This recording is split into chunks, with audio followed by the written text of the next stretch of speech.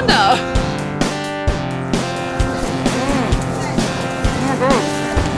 Ready?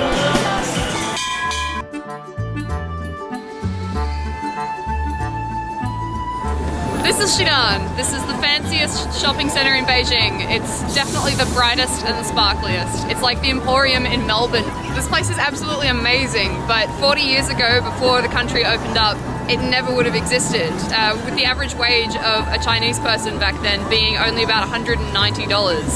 That's since then, over the past 40 years, skyrocketed to 43 times what it was and is now sitting at $8,260 as of 2016.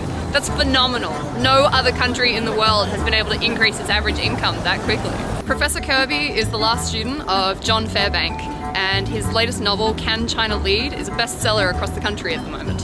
We're here today at the sunny Redmond University, where we're sitting in on a guest lecture today given by Professor William Kirby, who is the chairman of the Harvard University's China Fund. We're going to go inside and listen to his speech, and if we're really lucky, we might be able to ask him some questions at the end. You know, Sun Dongshan, he wrote many very influential works, but I think his most enduringly influential book is that book. If you go to Sun Yat-sen's house in Shanghai, in the French concession, you can see his outline of a map of the Chinese railway network, and you can put on top of it an outline of today's railway network, and you would remark how similar these two plans are. But that has changed today, and building of roads, building of infrastructure is an enormously positive development for the enrichment of the Chinese people. That is the future that China has grasped more directly than many other countries. So we're here at the main stage of the Beijing Olympic Games. So after the 2008 Olympic Games, China became Australia's biggest business partner. The bilateral trade volume in 2016 reached 155 billion Australian dollars, which is just phenomenal. That's more than Australian and American and Australian and Japanese trade combined for that year. Achieving such a good trade relationship is clearly a very appealing prospect to other developing countries. I think it's been the most successful revolution in 100 years of human history. There's no revolution that's been that successful.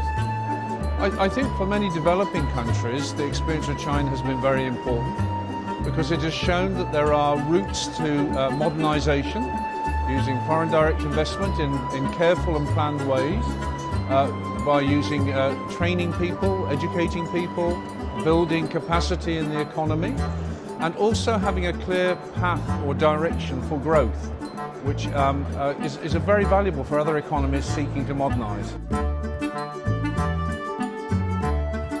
From November 30th to December the 3rd in 2017, an important meeting was held in Beijing. It was the Communist Party of China in dialogue with the World Political Party's high-level meeting.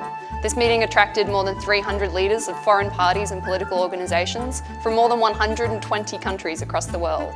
En los últimos 40 años, la transformación que ha vivido el país es realmente espectacular. El Congreso teorizó las respuestas a esta fase decisiva del proceso de modernización de China que debe culminar a mediados de este siglo, pero al mismo tiempo ha planteado una invitación al conjunto de la sociedad mundial para establecer los nuevos principios de ese nuevo tiempo común, de ese nuevo tiempo compartido que también se inicia para todos. China's development strategies have grown with but also unique from the Western world. So based on this, China has made exciting new plans for the 19th CPC National Conference for the future of the country.